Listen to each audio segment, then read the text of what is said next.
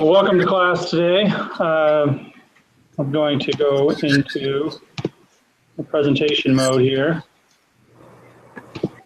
All right, so I decided to change up the schedule a little bit.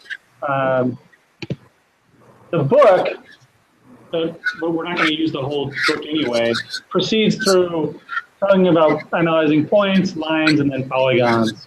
And the book has some good logic in doing that. Some of that logic assumes a pretty good foundation in terms of GIS processing in general and GIS overlay. And it does revisit the concept of map overlay, which I think that we need a little bit, judging from some of the comments, I think we need a little bit of a refresher on. So today, what I'm going to do is modify the schedule. I meant to put up a modified schedule here, but we're going to revisit map overlay and geoprocessing today. That's going to be our topic, which is chapter 11 in the book. And even if you took chapter 11 from the book as a standalone piece, it would not require the information that was in all the other previous chapters. Okay, it's really just building on the concept of map overlay. And so I am going to follow some of the book. The first thing I'm going to do is review these concepts of GIS overlay and geoprocessing, and then introduce the concept as it's taught in the book. I'm not going to get all the way through chapter 11. There's another section in chapter 11 that talks about regression using GIS data sets, and we will cover that topic, but not today. So basically, I think it's all the way through 11.6 that we'll get, 11.5. But you'll notice that I'll hit on stuff in slightly different ways than the book does. But I will pull it back in. My last slide actually shows the math formulas that the book uses. I'll talk about how those apply to what we've been discussing. All right, so that's what we're going to do today. It looks like making sure that's working. The other thing that I'm going to do is today I'm going to intersperse my discussion with actually showing the operation run inside of ArcGIS. And to do that, I downloaded the data that we're going to use for the lab. And that can be found in on Blackboard. It's called Dixon Park Data.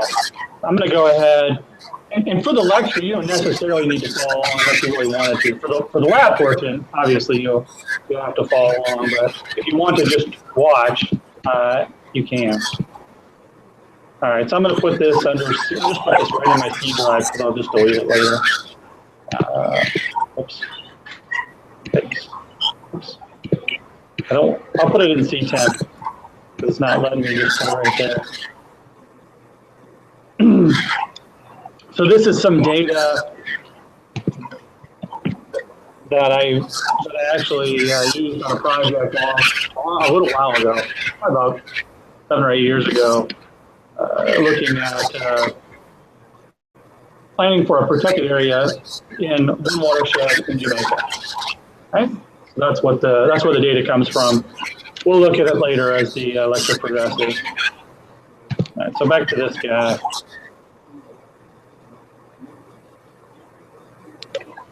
A little bit of noise. I want to make sure that y'all can see. Can y'all see down there? Did I share my screen right? Okay, good. All right, so that's the title of the lecture. The things that we're going to cover today are basic geoprocess review. First thing we're going to cover today is a review of basic geoprocessing operations. Okay, and the ones that we're going to hit a little bit harder than the other one on the next slide are proximity analysis, which for vectors basically involves doing buffers, and then overlay analysis, which is all about, as the book calls it, combining GIS layers. How we combine GIS layers, and really, what we want to get at is this concept that what is geoprocessing? This is actually the Wikipedia definition. It's amazing how Wikipedia is catching up with the GIS world here. Geoprocessing is a GIS operation to manipulate spatial data, and then the key here is what happens next. Geoprocessing operation takes an input data set, in other words, a GIS data layer that we've been manipulating up to this point, okay? A theme lines and polygon layer. And then the result of that operation returns another spatial layer. And lots of them work exactly in this manner. Some of them actually manipulate the existing spatial layer. So it's kind of like a function, like a mathematical function, or a function that you would write for if you were a computer scientist. So it has inputs, it runs, and it has outputs. And I've explained this before in this class, but making sure that we're all on the same page. Each function answers a question, and that question, ideally, is part of a larger spatial process model that you're trying to describe. So here's an individual geoprocessing tool. This is one way that's implemented around GIS.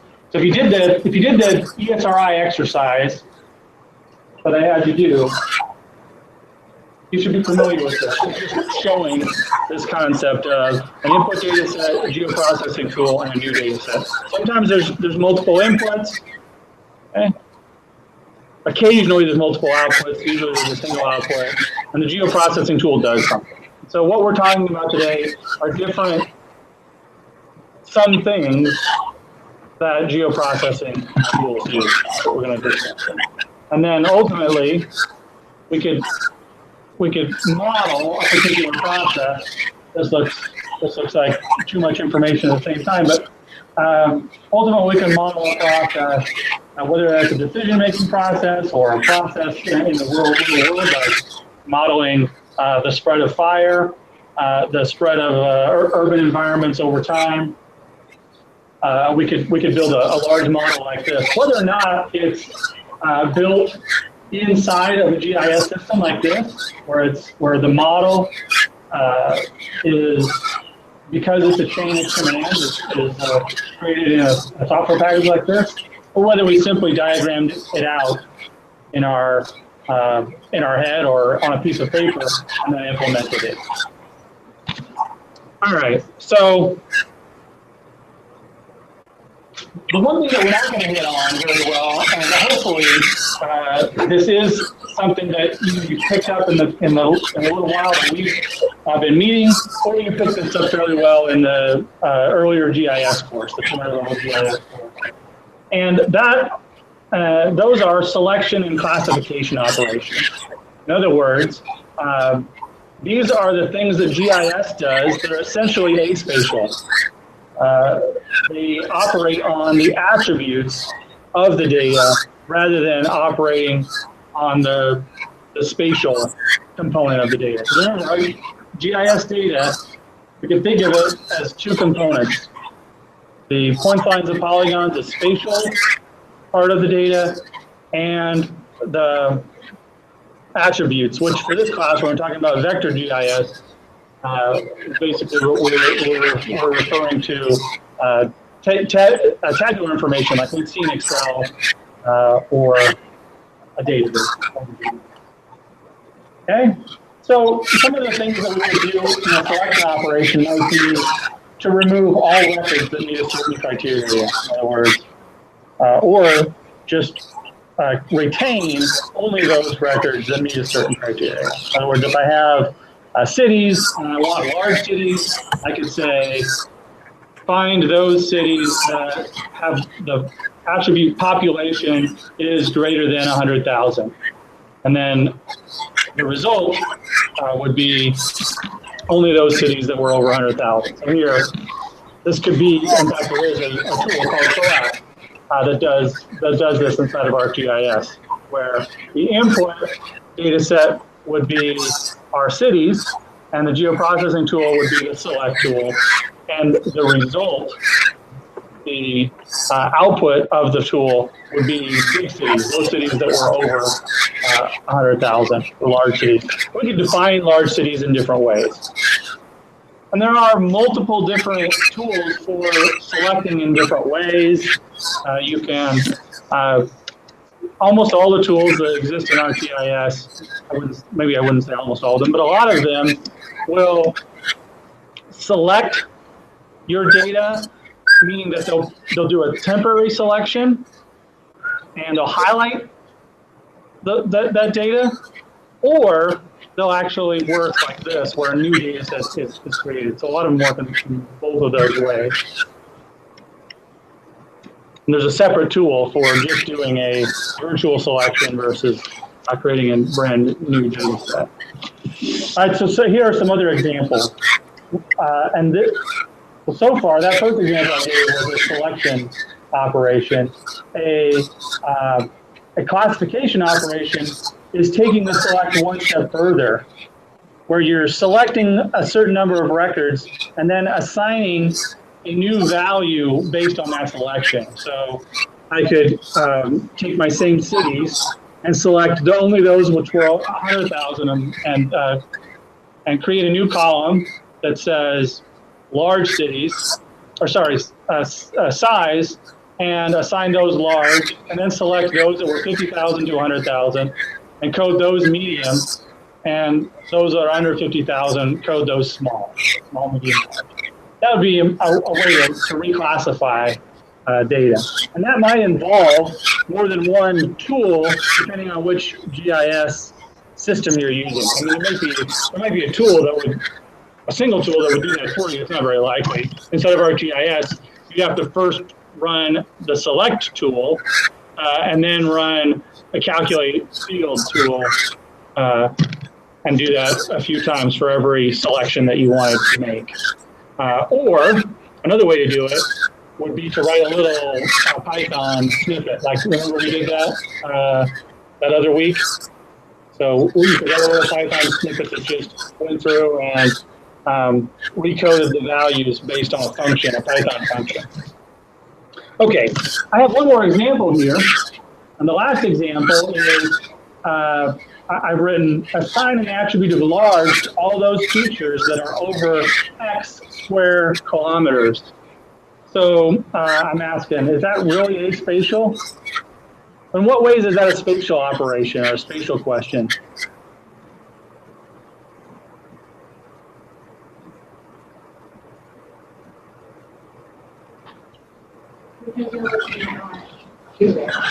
Right, I am accessing the where information, the spatial component of the information. I have to ask that question. Okay, I have to find out how big a polygon is in order to assign a new attribute, another attribute field of large. Okay, and what ways is it aspatial?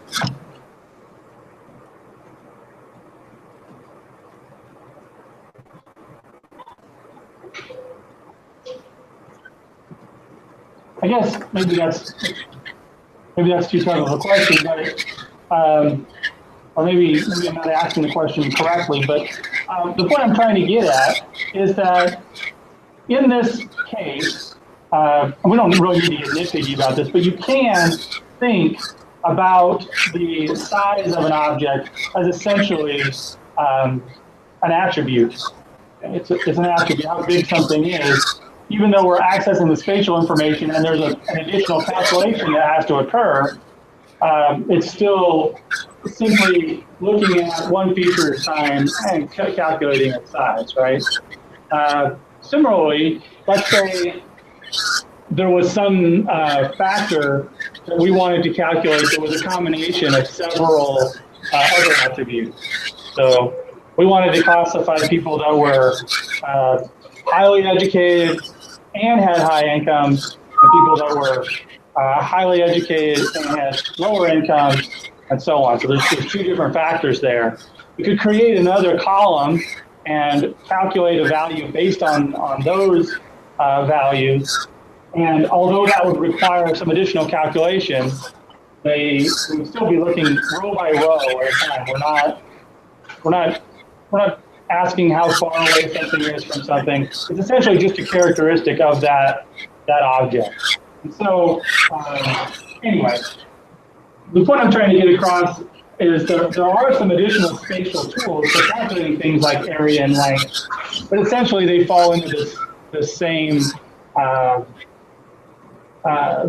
category of things that are mostly spatial, where we're doing selections and classification operations.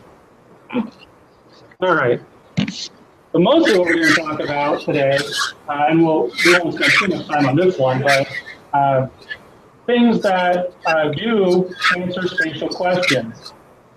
And there's a tool that will allow us to come up with or find the areas that are within a certain distance of any existing feature. So this tool is called buffer analysis. I think most of you probably did this in 217. According to the people I know have been in 217. Okay. And so I won't demonstrate this now, but this is part of the lab. So we're gonna practice reusing a buffer operation. So what you see in this map below are simply the buffers of various administrative regions. One thing that's interesting is by default, if you ask, not by default, in fact, most GIS operations will work this way. If you take an input layer and say, okay, buffer this by 500 kilometers, these two administrative boundaries, what happens in this area right here? This area where it's 500 kilometers away from both this feature and this feature. Does anybody know what happens in GIS, for those of you who've ran it before? Or anybody down there on the phone? What happens in this area that I'm pointing to, right there? Oh, sorry, that's because it does that. You can't see the mouse. I wish you could see the mouse, but here, let's do this.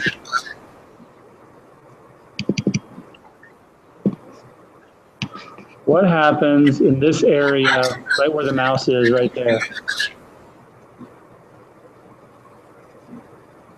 Or what do you suppose happens if you haven't done this type of analysis before? Yeah. They'll overlap, but for now they retain the fact that they're two different features, but they're overlapping features. In fact, maybe I will show this in ArcGIS. This is important. All right, so I'm going to add one of these layers that I'm dealing with. Let's take, I don't even know where I put it in C. I should have put it in C, temp, and the Ty Dixon park data. All right, so nope, that's not going to work. I need a feature class with more than one feature. I think we have more than one for it, but only two. It's 2 rows. That'll be that might be too complicated. Towns. Yeah, that'll work. Okay. So if I take this towns layer, I buffer it.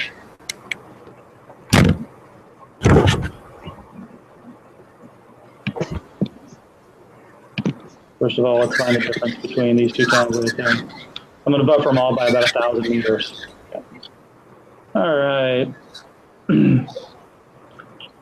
Buffer is under Analysis Tools, Proximity. Buffer. I take my input features is going to be the towns here. And I'm going to buffer this by 1,000 meters. I don't really need to put meters there because it would, by default, it will choose meters, and the projection of this data is in meters. It's off the page, but it is. And then, so by default, I'm just going to say OK right here. So what happens if you just choose the default behavior and GIS systems, you're going to get a layer that looks like this, where you have the same amount of features. It's a one-to-one feature-to-feature operation, but you're going to have features that actually don't, they actually touch each other or overlap on top of each other. So if I use the identify tool to find out what's here, okay, it's going to actually return 1, 2, 3 different features. It's all 3 of these circles that I'm touching when I click right there.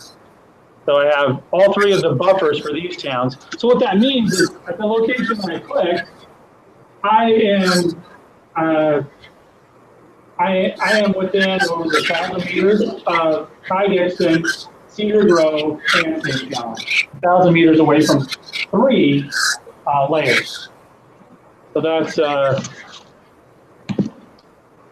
what happens. So here, same.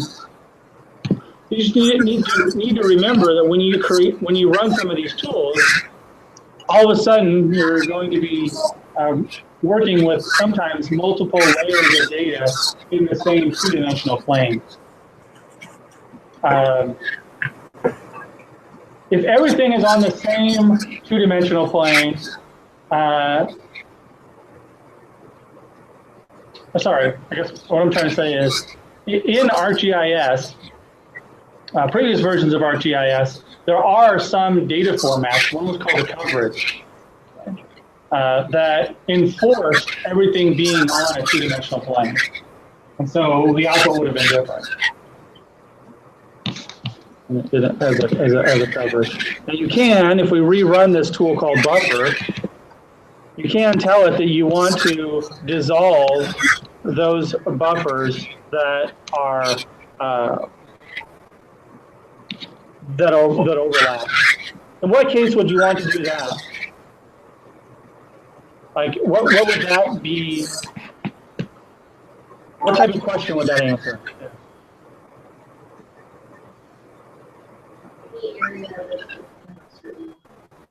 Like anything that's within to like which road? Right. Yeah. Or in our case, which town? So if we did that where we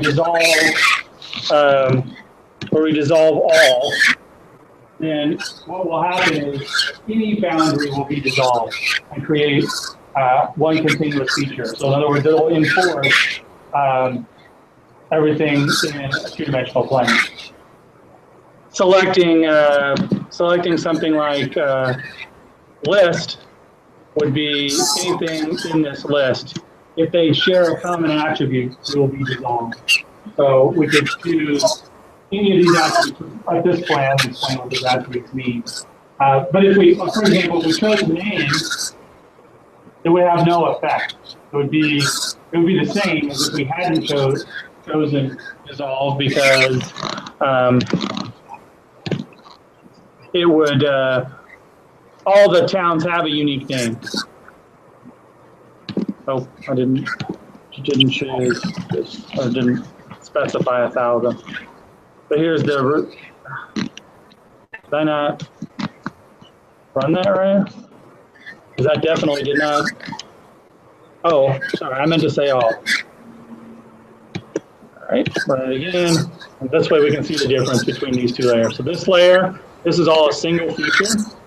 And the attributes of this single feature don't have any of the attributes of the original data because there's no way to really combine them. These are just simply those areas that are within 1,000 meters of a town. All of these buffers contain the original data in those towns. All right. So that's vector overlay, and one of the important concepts related to buffering, and one of the important concepts related to buffering.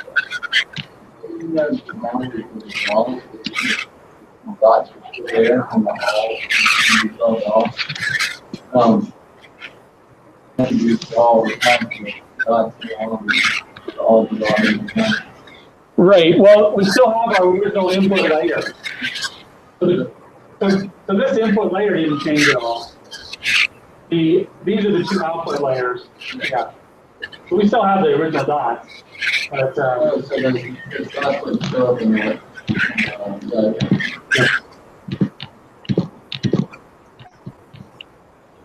All right.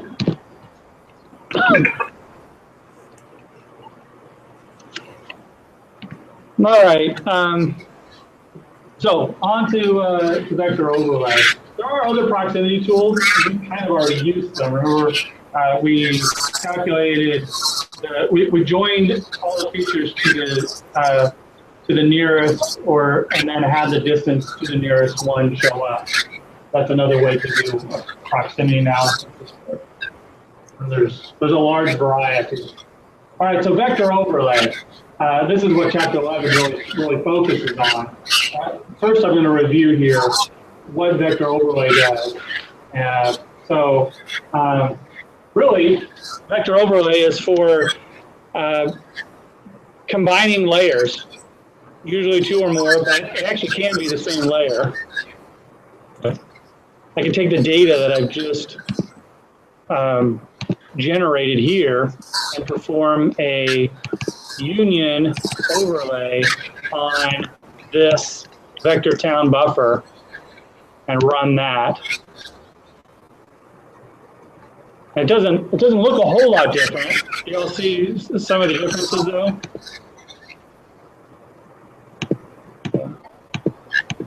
And now if I click here, how many features will I click on? Oh, let me turn off. Cancel.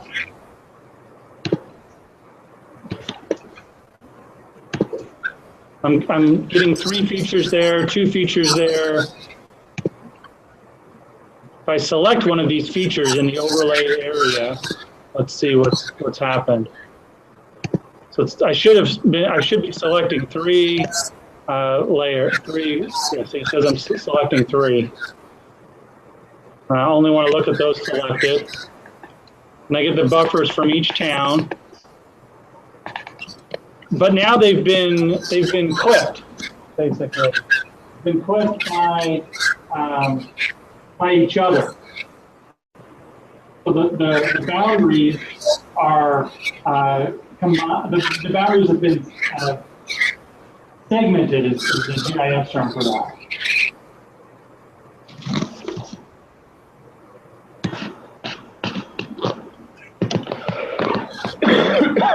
All right.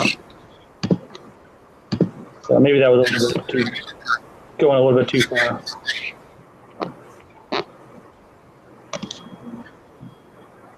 All right, so they're going to be the same layer like I just demonstrated. It's probably easier to think about this concept if there are different layers. So we'll start there.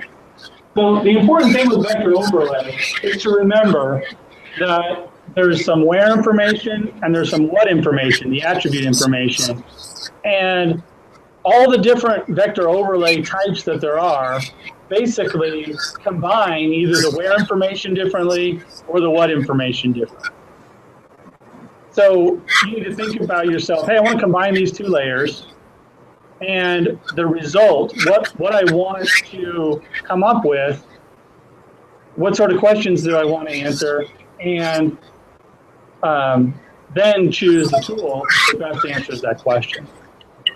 Okay, so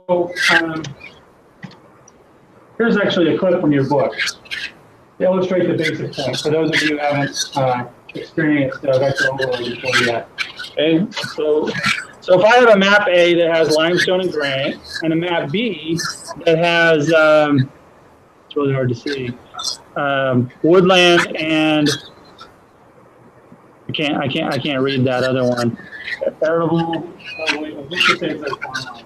so woodland and farmland. If I do an overlay, I wind up with 30 polygons, and the new polygons then have the attributes of both of the data sets. So this data set, this polygon here has the attributes that were in both farmland and limestone.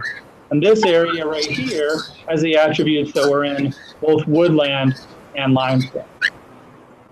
So you can start to answer questions like, where are the areas that have 2 different characteristics. So that's why you would do that. Now, here in this example, we've shown overlaying polygons. What happens if we overlay polygons and points, for those of you who've done overlay before? Or what do you think would happen?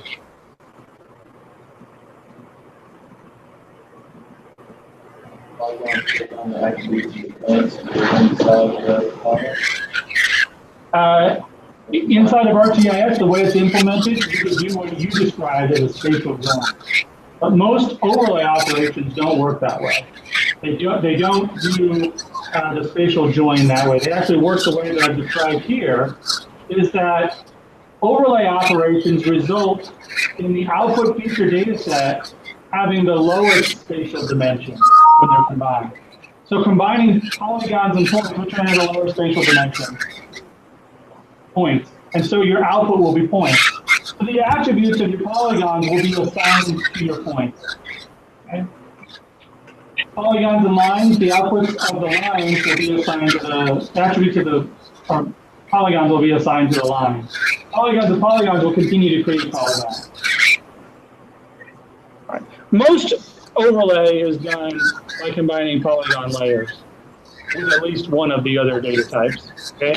Because combining points and points, the points have to be exactly in the same location for them to overlay, unless you do a spatial join. Spatial join, you could say, I want to combine it with the nearest point. Spatial join is a much more powerful tool than overlay. And that's probably another reason why I should have started with map overlay and worked into doing spatial join. Okay. So here's a few other examples using lines. So I've got my input data here, which is a line, and my overlay, which are polygons, and these are the attribute. This is the attribute data that's contained in this line. So my line layer only has one feature, and my polygon layer has two features. If I do an overlay, it dynamically segments them right at the boundary, and my output has the same spatial dimension as the lower of these two, which is this one, right? And so now I have some areas. So it's kind of hard to see. This one's actually showed. I think it's useful to see both, because the one on the left, you see them separate, and the one on the right, you see them overlapping. So let's stick with the one on the left first. So this area that's really been drawn on the output line, what happened? Where is that? And why is there an empty value for the overlay value? Right. It was outside of the polygon boundary. So the polygon boundary was clipped right here, outside of the polygon boundary. You can't see that, but the video, we'll be able to see it later. We'll find it there too as well. Okay, so both number 1 and number 4 fall into that category. Right? Now, not all GIS systems work this way, but let's look at the areas that got a value of -1 for overlay ID. It basically occurs for the same reason, right?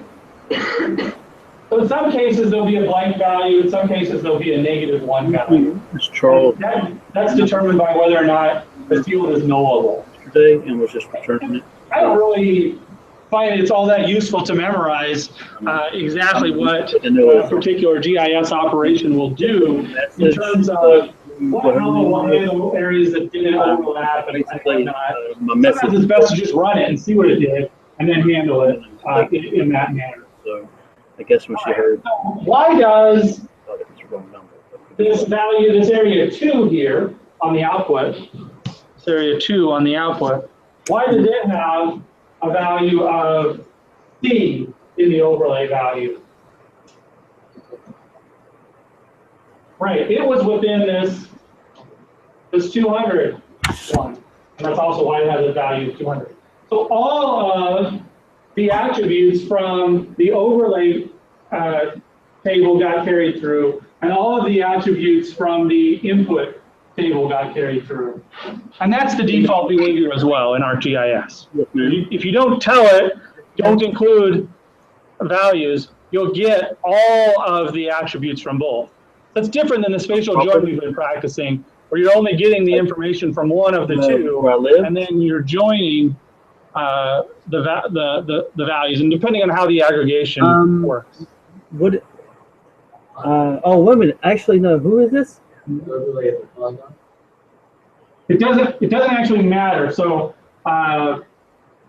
overlay operations. Actually, no, I'm sorry. Kind of like addition. No, The I'm order sorry. doesn't really matter. I called back the wrong number. I called the number that I called. But okay, I'm sorry. I got the wrong number. I didn't even pay attention to when she answered the phone. Okay, I'm sorry. I'm confused today. Minimal dimension. All right, have a good day. Bye-bye. And so it would appear only as lines, but it would Right. contain both attributes from both. Both sets of attributes. And the other example on the left is the exact same scenario where we're taking lines and polygons. Okay, this one, for those of you who are watching. This one right here. These lines are over. This is how they actually appear in GIS. The lines here represent roads, and the polygons represent watersheds. I'm not sure that that matters, but that's what's happening. Or no, vegetation types. And so we have the vegetation types that surround various roads in the output. Okay. So what type of vegetation are you traveling through? Or I guess You're making a highway map and you're trying to find out, you're trying to come up with candidates for a scenic drive. That's the question that you might be answering there. Okay, the last example, this is a polygon and polygon overlay. We've got our floodplain, which is the blue polygon, and we've got the orange polygons, which is the parcels. And so we could be asking questions like, is flooded, okay? Something like that. We could be asking questions like which parcels are within the flood zone, which ones aren't. All right. Any questions there? I didn't understand. I don't know. Guess I forgot.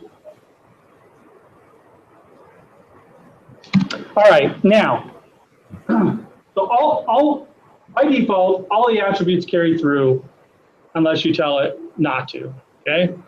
However, depending on the type of vector overlay you choose, that might change a little bit, and My name is how Charles the Clayton, spatial data carries through changes. The yesterday. first one I'm going to introduce is the concept of You had the union. wrong number because actually, speaking of Charles, Union but that is me, Charles can Clayton. provide you with all the information in all of the other ones. You can So call me back at Union 282 is really the only tool that you need to have. The other ones are all there to speed up the process of the operation. So Union takes all of the boundaries from all of the input layers. Let's start off with just having two input layers. And so we have two circles from one input layer, a polygon from another input layer. When we overlay those two layers, we'll see a split anywhere there was a boundary is what will happen. You see the splits anywhere there was a boundary, whether or not it existed in the input or the output data set. Okay? That's in contrast to probably the second most popular one, where only the areas that are in common by all the input data sets. Remember, there can't be more than two. But if there are more than two, it's still the same. If you have three input data sets, you'll only see those areas that were held in common by all the input data sets. How is it different than Cliff? That's a very good question. I'm glad somebody asked that question. All right? So can anybody answer that up to this point? How's this different than clipping? Because it's almost the exact same thing as clipping, right? And the size of this polygon will be exactly the same. However, if this was a circle, and we use that circle to clip intersect how would just the geometry look different? Actually, it wouldn't. It wouldn't look any different. So what about the attributes? We do not retain any. Only from our box. In which one would we not retain any attributes? Right. So using the clip tool, you don't retain any attributes. So technically, it's not really overlay. I did throw it in here. It's on one of the next slides, but none of the attributes can carry through. It's only clipping out the polygon. It's only taking these boundaries and removing the extraneous area, but it doesn't assign the value. So in other words, if the intersecting feature was a city limit, and these were two different counties, because that does happen even here in Hattiesburg, that's the case. Part of the city of Hattiesburg is in Lamar County. But this was a city, and this was a county. The output here would only have the attributes from the counties if this was clipped. If it's an intersect, the attributes from the city, any attributes from the city, the population, whatever attributes we have, the name, would be carried through. So in this example, it wouldn't be that interesting. But what if we had multiple cities? Okay? If we wanted that attribute information to keep carried through, we would need to do the clip operation. So you could do something like let's say we wanted to summarize the area of every city by county. In other words, we want to know how much was in each county. Most cities are only existing in one county, but there are lots of exceptions. We could first do an intersect operation, and then create a new field, calculate the area, and we would have each city summarized by the square kilometers that were in each county. Okay. That's the sort of thing that we could do. All right. Now, another reason why I'm glad somebody asked about clip is there is an opposite clip. A reverse clip, or however you want to say it. So there's a tool called erase, and it does the same thing as clip, except for it removes that feature. Now, earlier I said that you could do everything with a union. So how could you do an erase with a union, now that you know what you're doing? Or now that you know a little bit more about what we're doing. So my end goal is to erase. Okay. Select attributes of that part. But I wanted to what? I want to export that into a new whereas that would only put up. Right.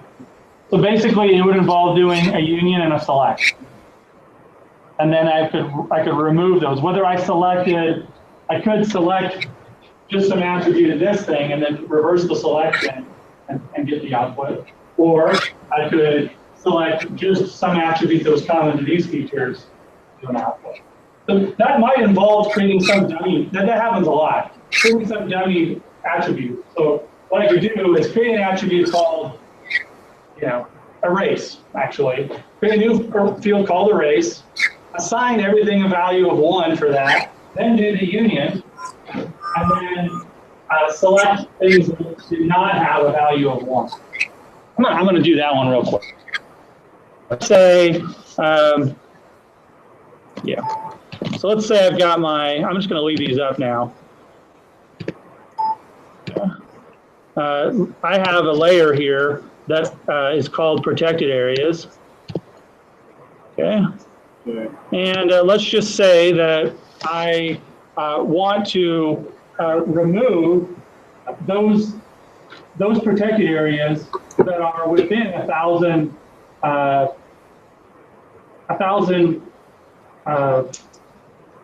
meters. I'm just forgetting what the distance unit was.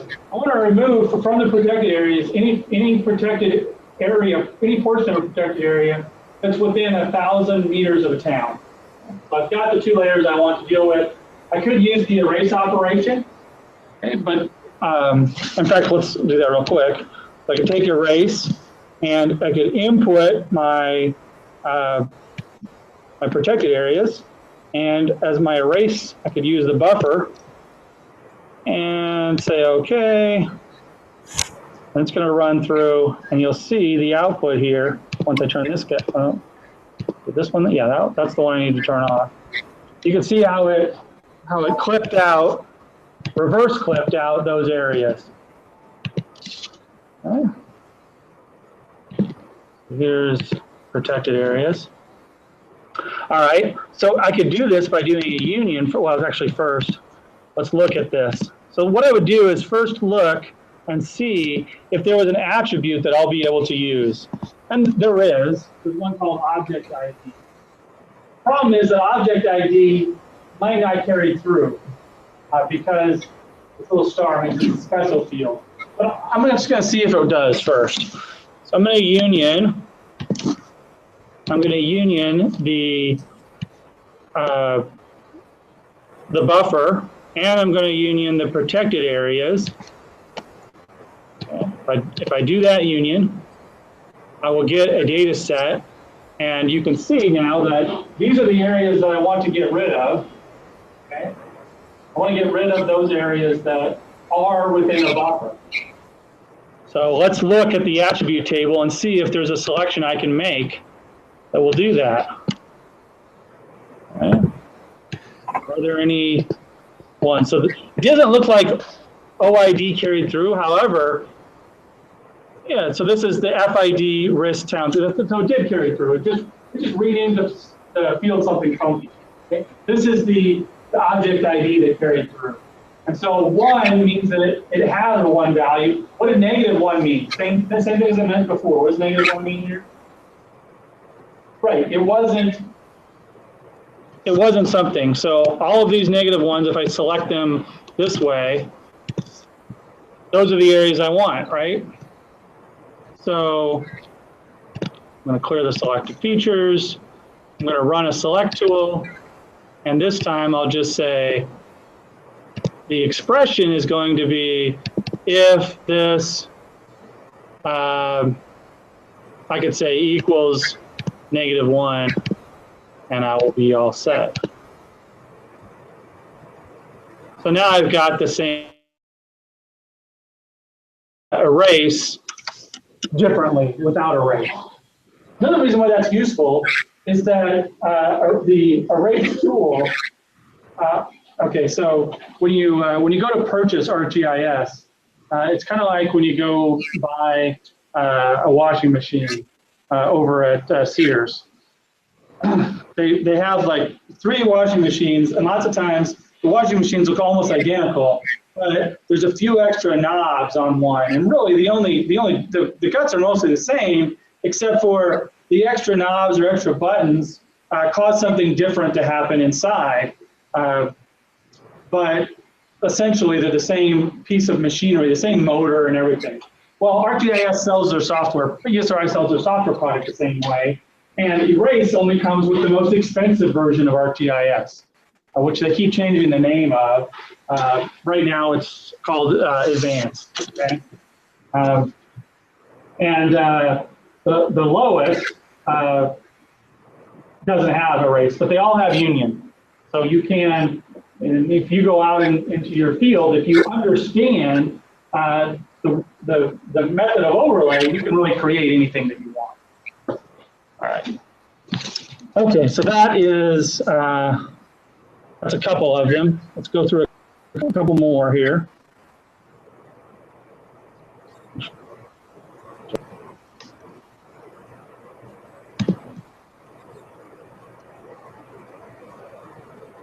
Okay, good. I'm just making sure that that's still working. All right, we discussed Erase, and Erase is kind of like Clip in that none of the attributes carry through. Now, in what we just did the attributes carry through? So to make it exactly like Erase, we would have had to go in and drop all the fields that we didn't want, okay? So, we didn't quite get to that step. All right, identity. Identity is similar to intersect and it's similar to union in that all the attributes carry through if you want them. But the difference here is that only the features from one of the layers, the primary layer, carry through in its entirety. So those features that are only in the identity layer do not carry through, if they're only in the identity layer. So a feature will carry through if it is in the main layer, but it'll be clipped, not clipped at all, but it'll be intersected with its identity feature. That makes sense, or am I? All right. So it's kind of like union. In fact, we could create this from union. It'd be even easier than recreating arrays. So we would do a union, and then we'd select those things that only have attributes in the identity feature and remove them. There's a few other ones that get used even less frequently. Here's symmetric difference, where only those features, it's basically the opposite of intersect, only those features that that don't have any intersecting values carry through. So by definition, if you ran symmetric difference with the exact same layer, 2 copies of the exact same layer, you'd wind up with nothing, no output. All right, and then finally there's an update. An update is different because it's not truly overlay. The attributes don't carry through. What happens is your feature just gets pushed into the new data set. So if this represented a city, and this represented a city, and this represented a city, you'd be treating this as if it was a new city. You're forcing it to be in that location. And so there would be a clip, there would be a new dynamic boundary created right here. In other words, a new dynamic boundary created here and here, but there would not be 2 features in that area. It's just you're pushing it into that space. It's kind of like editing and adding. Probably a better scenario would be if somebody, let's say these were 2 parcels. Those were 2 parcels. And you sold this one to somebody else that already owned this portion. And you were updating it, the parcels. That's what updating is. All right. So most of that should have been a review for those of you who have taken the lower level class, okay, the 200 level class. Most of that should have been. What we're going to talk about today is, from here on out, is most of what's talked about in chapter 11, the new stuff. Okay. So basically, we're going to examine a little bit more and seek to describe mathematically how we combine layers to choose areas that are favorable. And that can mean a lot of different things. The book calls it favorable. Other researchers refer to this as a capability or a suitability problem. What it boils down to is combining factors or attributes in order to come up with an area that is what we want. Or in the case of the lab today, the areas that we don't want. We're going to look at it in the opposite direction, but you can look at it in either direction. All right. So the simplest way to do this, your book refers to that as Boolean overlay. Let's talk about that first. And then we'll talk about various ways to derive favorability functions. Okay? A favorability function will, instead of giving us a yes/no answer, will give us a range of answers, and we can choose the best.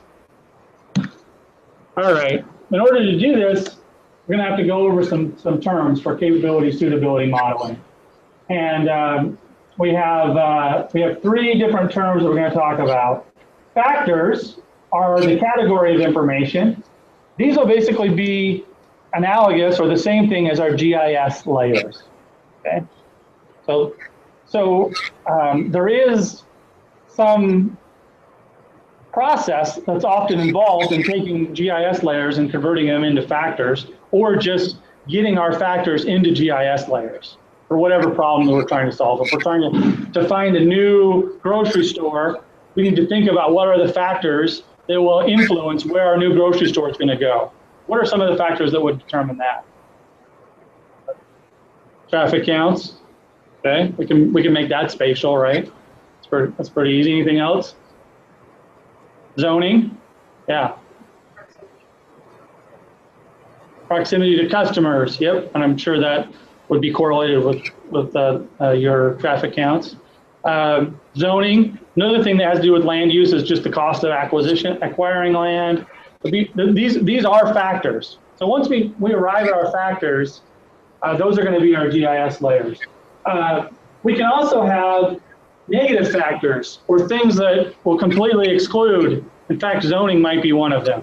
So constraint is a threshold value that has to be met for acceptability. One of those could be, it has to be zoned commercial. If it's not already zoned commercial, we can't even consider it. Or we might have to jump through some additional hoops to get it considered.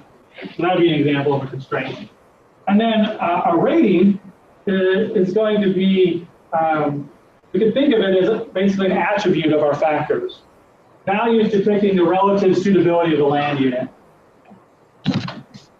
All right, so here's an example rating, and that actually I'll go ahead and in the lab here.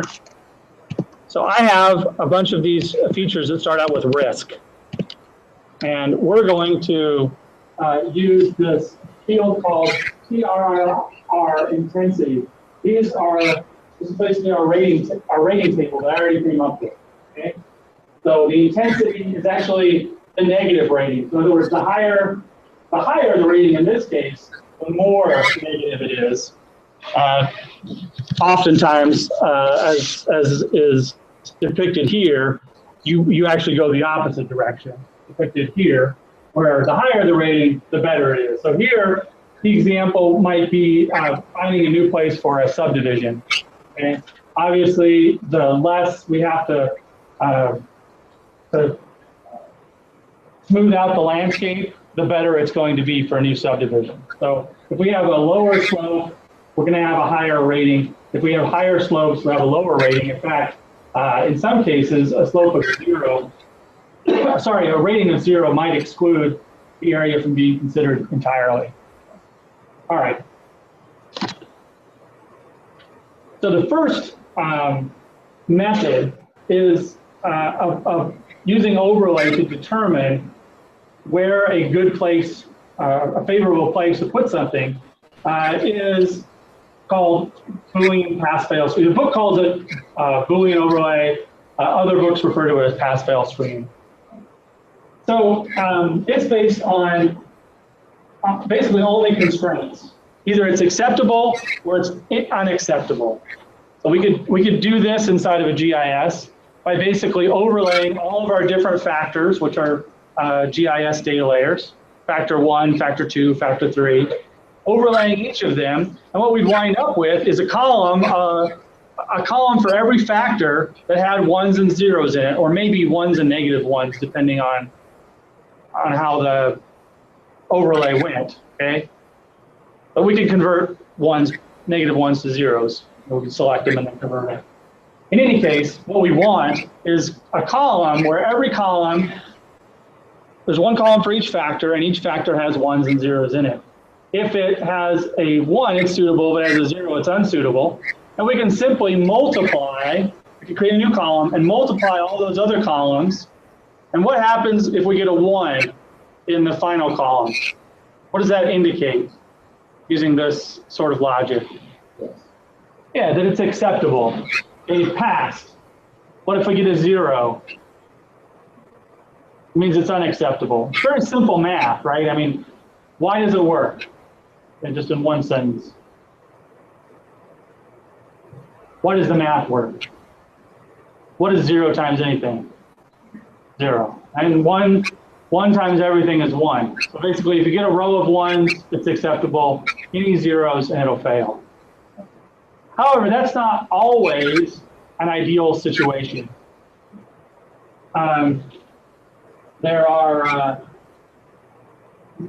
in the real world, lots of times we want to look at a fuzzy definition of what is acceptable and what is not acceptable.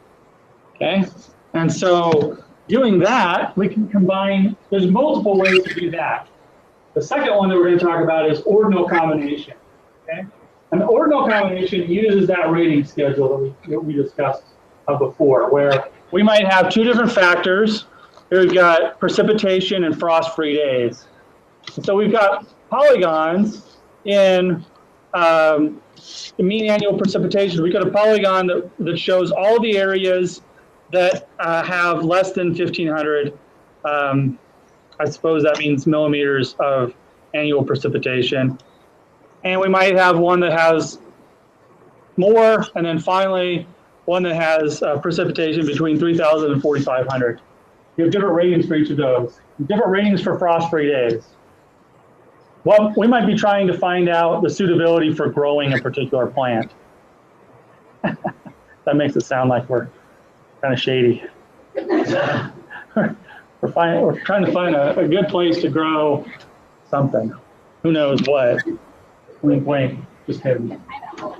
Yeah, pineapple. It's actually pretty warm. But I don't really know anything about growing anything. So that's not what I had in mind when I created it. All right. So there are a few different ways. In fact, the book points out that the ordinal combination could really be, it generalizes it. I'll show it on the last screen. See where I have the word min here? Ordinal combination could really be any function of all of the factor rating scores. Minimum is a very common one that's called graduated screening, where the final score is the lowest rating, rather than being, if you got any zeros, you're out. A graduated screening means that it's the lowest score. Of course, if it is the lowest score, yeah. So any function means that we could use the minimum, which is very common, or another very common one is called the addition of factors, where the final score is the sum of all ratings for each factor. I could see though where there's another, it wouldn't probably be less often, but you can choose the maximum. In fact, in our example today, when we do the lab, the intensity is a negative value. We might want to say it's the maximum value. In other words, the highest intensity.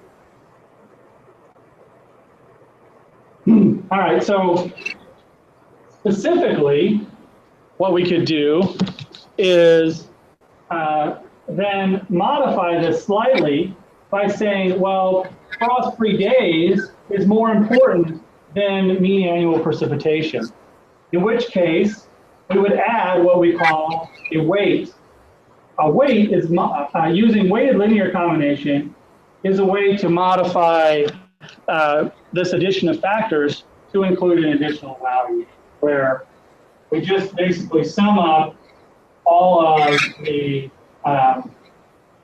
basically the factor rating score multiplied by a weight, and perhaps either a 1 or a 0, and then we add all those up and we get a value. This is what we're going to do in the lab today. Kind of. I set all the weights to 1, so it's really more like this. We could modify it though. All right. Now this is then a math that your book shows, and it's only slightly more complicated. In fact, some of you might view it as being less complicated. But the first one, where it's a Boolean combination. Anybody know what this little, it's a capital pi. This little guy means in math notation. It's pretty simple. Everybody probably knows what this means, right? The sigma. It's a sum, right? But it's the sum over all of your variables in question. Okay. This symbol in math is just the product of all your variables in question. What's the product again? Multiply. So this symbol, this capital pi and the capital sigma is really the same thing, but one is multiplying everything and one is adding everything. And so this formula at the top, this one right here, is basically just saying you're multiplying every value. Basically, it's taking every value and multiplying it by its weight, doing that over and over and over, multiplying those out. So that's another way to express this concept that I taught earlier, the Boolean overlay or pass-fail screening. That's the formula for pass-fail screening. The general favorability function would be the formula for either using the graduated screening or the addition of factors. It's just you specify the function in order to combine everything. And then you could also add this concept of a weight. Now, if you do actually add them up and multiply each one by its weight, you get this function right here. And sometimes you can normalize. Sometimes you actually, if you want if you want the numbers to scale the same as your initial input weights, then you would take the output and divide it by the sum of all the weights. Then you get a value that scaled the same way as your initial value. So in other words, if your highest value was 50 and you did this thing, then your highest output value theoretically would be 50. If it was if the average value was 50 for all the input factors. In other words, the high and the low will constrain. It's normalizing the values. All right, so that's. Let's see here real quick. So.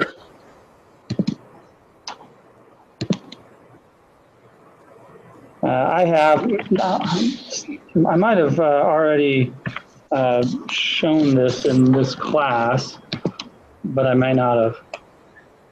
And the screen is really, really small, so this is not an ideal. But basically, we created this little thing called the Habitat Explorer, and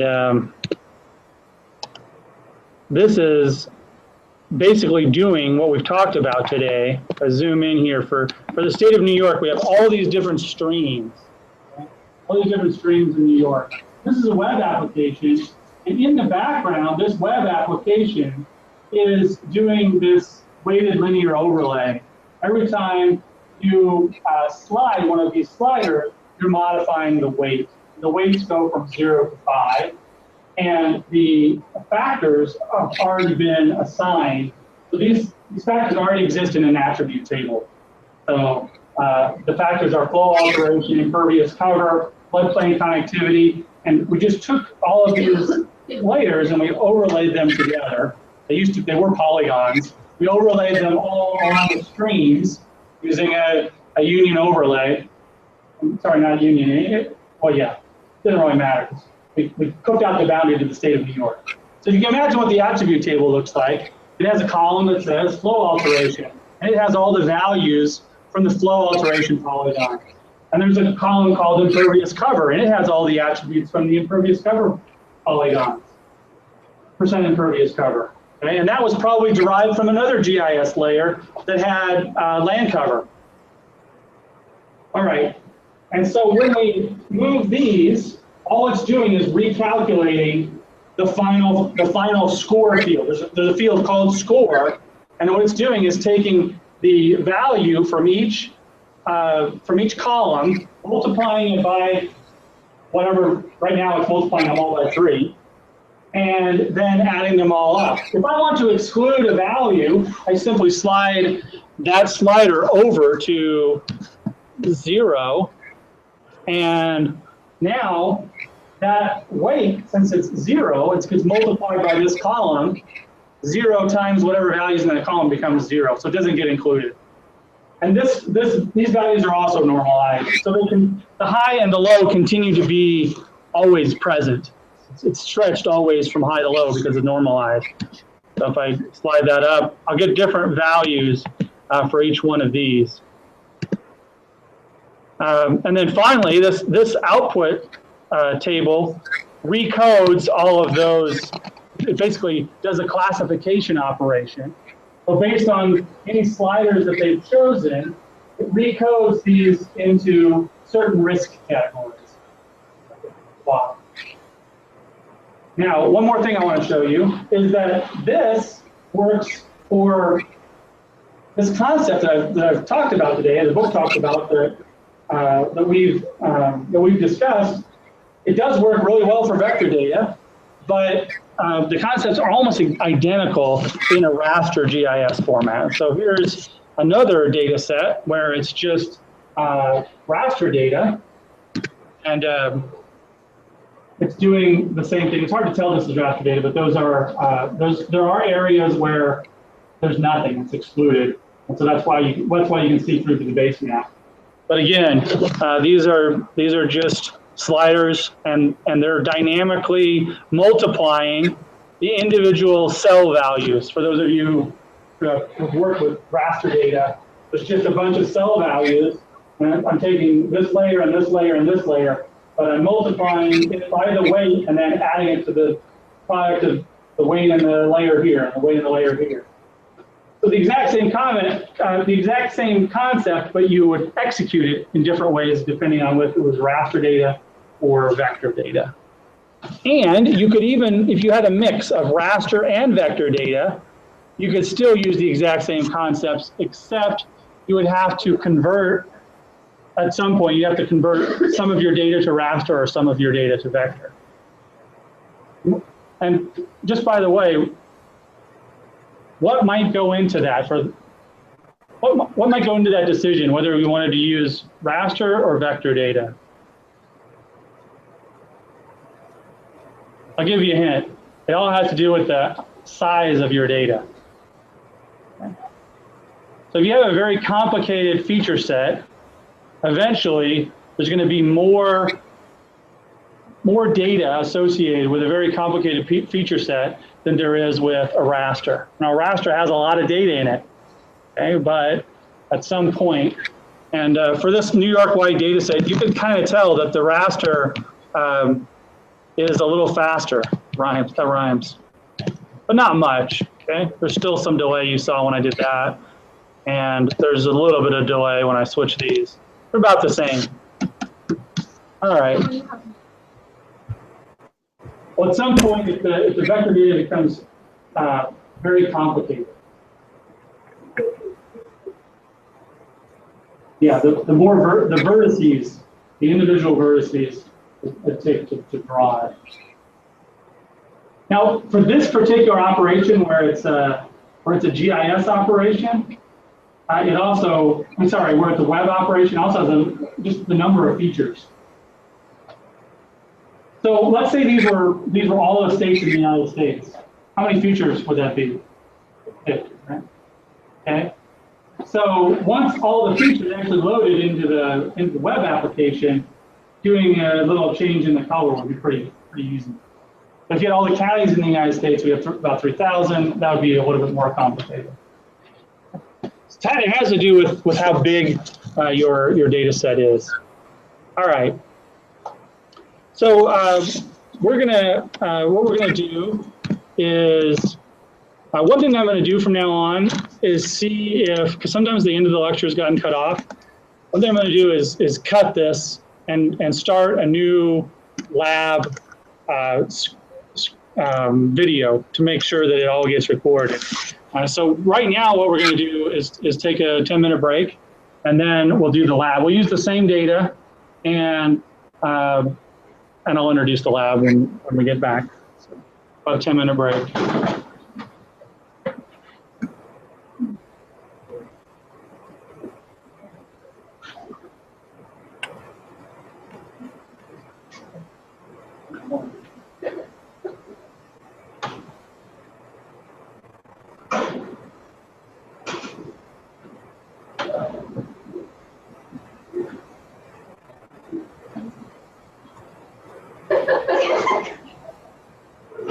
Like,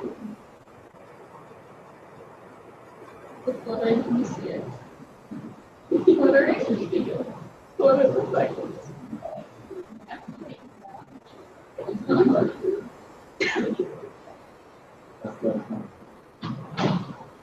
Yeah.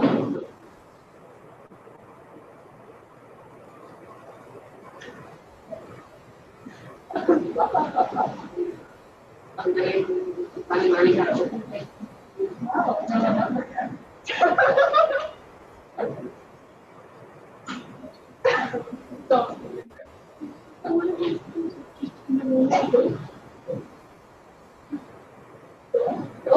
Correct.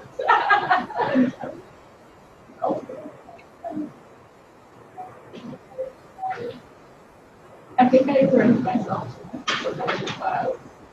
You get a picture of Jesus. No idea what that. I didn't see the sign. I know, I was too busy getting excited. I was like, overwhelmed. I was like, I love you, I already know what that's. Yeah, I know. Yeah. Oh, you were there when one of the guys actually commented on it. He's like, oh yeah, real funny. See those guys taking pictures of dead babies, and I was like, and laughing about it. Like, I love it because this is hilarious. Because what you're doing here is actually my That's one way to look at it. It was. It was really. Yeah, I'll work it.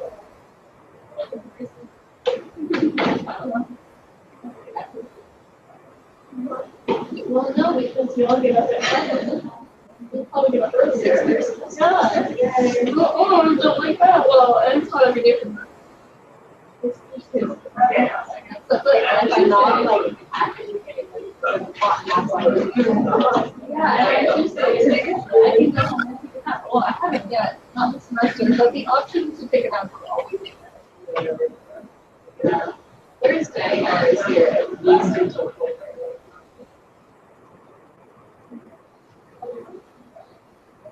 But I should have kind of more actually. What's happening with this little stuff is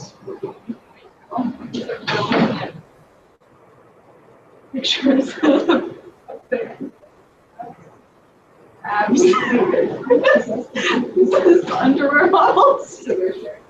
I don't know, but we can see their underwear models. I hope they can hear that we can see the underwear models. Guys, the broadcast hasn't started yet. Like he's still broadcasting.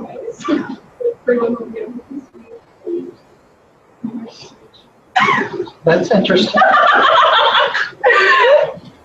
I think that offends my Title IX.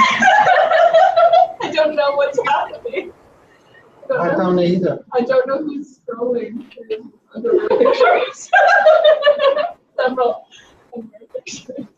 Yeah, men's underwear pictures. Well, you know. I was wondering what you were talking about, and I was like, oh. And it's just in infinity. But so, yeah, I think they can see well, hopefully it's on their side. Yeah, they can see that down there too. No, I don't think so.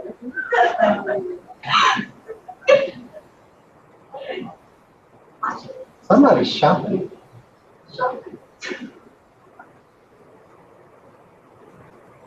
Oh my god, that's so embarrassing. What? No. The person whose screen sharing is probably the person who. Oh. Really unfortunate. Oh, so my sister. Did I just call her? The random.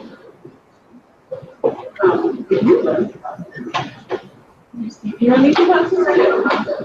Yeah, I did because Kelsey was there and I didn't want to make her late. Oh, no, she actually left. No, but it's okay. It's okay. Or you want to? Let's do water.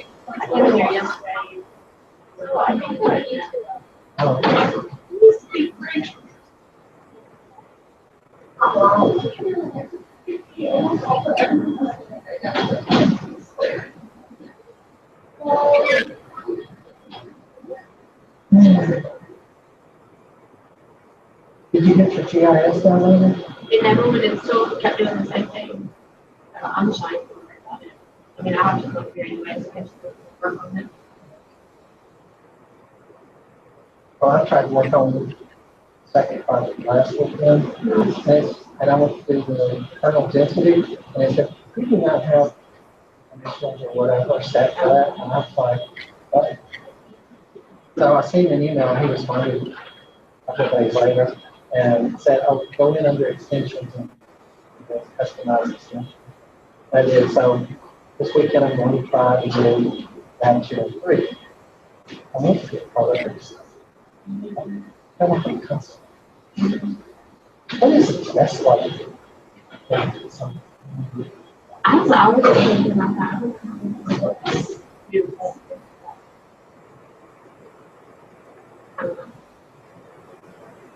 Last semester we had two different. They really weren't bad. But they, I don't know, I feel like we were in the future. I don't know.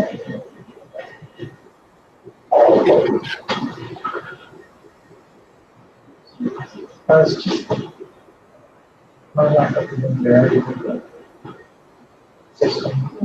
And I'm hearing terms and I'm not do something. Like I have terms and Right. Oh, goodness.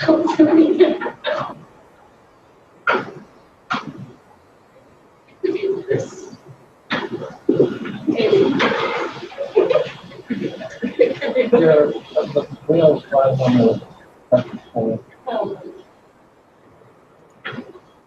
That's why they always break. I was just gonna say, like, that's why we can't have nice things. The breaks for a year and they give you. Does it really? Saturday. Oh, is that actually happening? This is the third match I ever had. Wow, and I've only 2. My first one lasted like 3 or 4 years. Yeah, it was really good. My current one, I don't even take outside my house. Hard to leave or leave for that. There is, gold and Maybe your keyboard. It's missing a letter. not like it's easy. What is it? I? O? It is a common word. It's one of these ones. Oh, P. It's right off. Phonation. And yeah. It's a stupid word.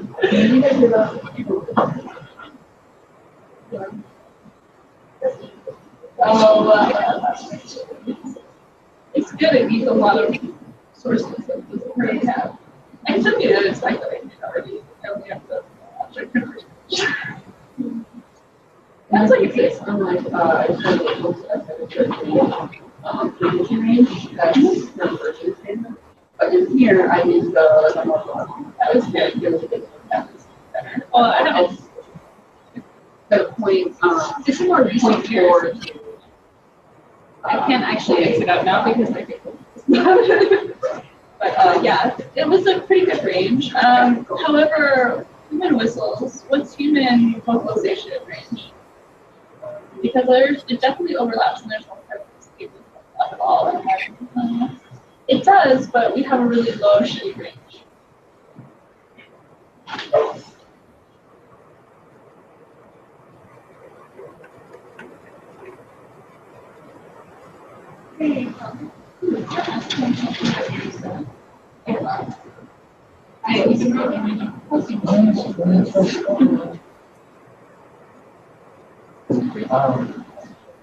All those things I share. Nowadays, It was right around. It was right around.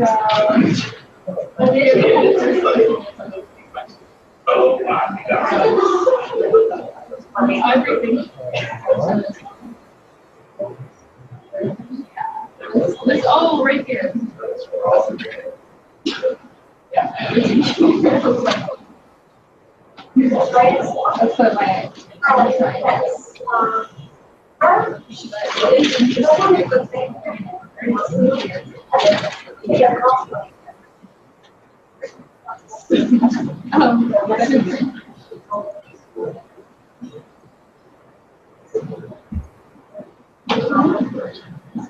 Self-answer. Selection tools. Okay, selection classification of forms. Why would they be spatial versus aspatial? Really is the answer to spatial. Right, so if you're looking, the best specifically for if you're selecting Based on size, right, based on size is spatial and the size of the distance. Some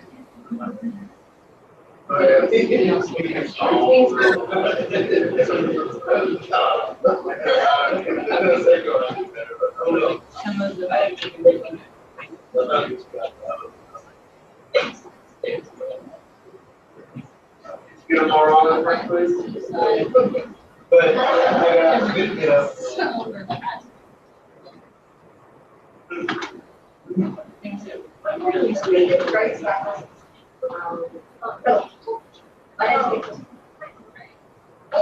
you said size is not an attribute. Well, attributes for kittens in that area. That's an attribute. So you're going to get quantities.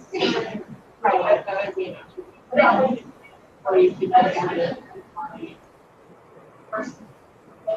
Size is so each building has a particular size associated with it. But you can also look at how the building is based on. Purely.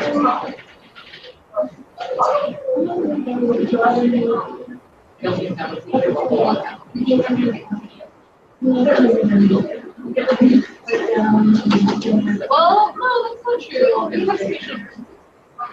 Well, yes, we have things that could be considered not.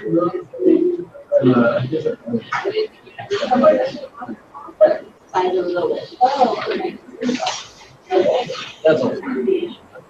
Because the size is spatial, also. No,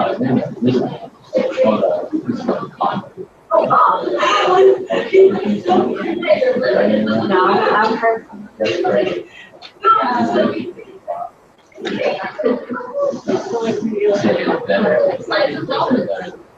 Small dolphin. Like.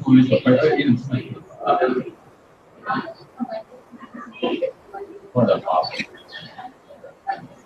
You got it. Like. It breaks down. I don't know if you remember on British failure.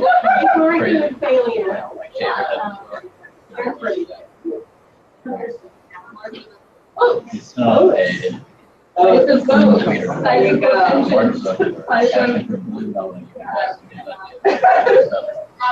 Yes, I know.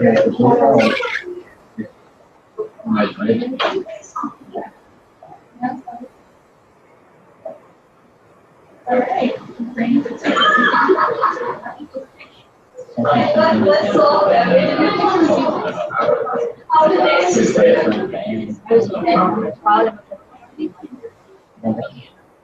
Okay, yeah, no, I could And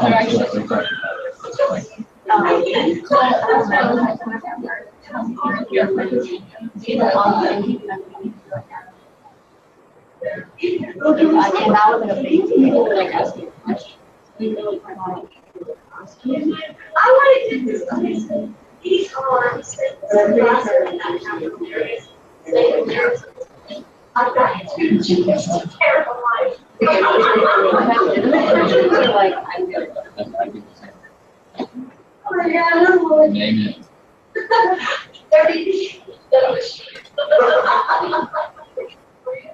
It's the second year, but it's 39 others. It's what people thought the lyrics. So, that's a lot. That's well paid. There's a tick club. Might as well pay for your money. But it's not like, and it was like, well.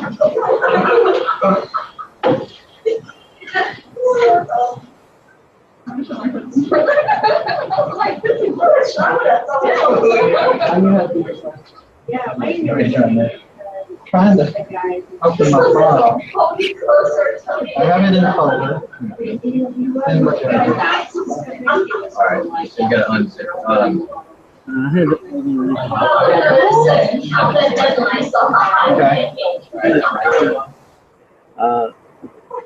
Hey, get a picture.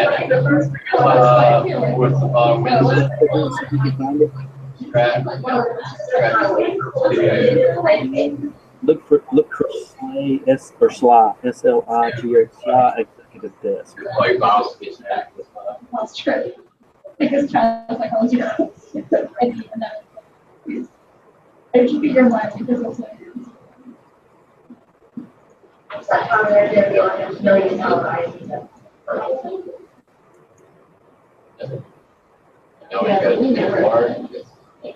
Do that first.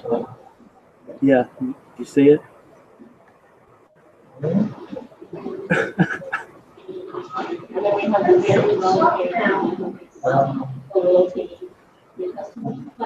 I didn't know he was gonna take it. Yeah, oh, they were super nice, and they never made comments about it. Does it go there? Does it go there? It goes there? Oh, it just, oh.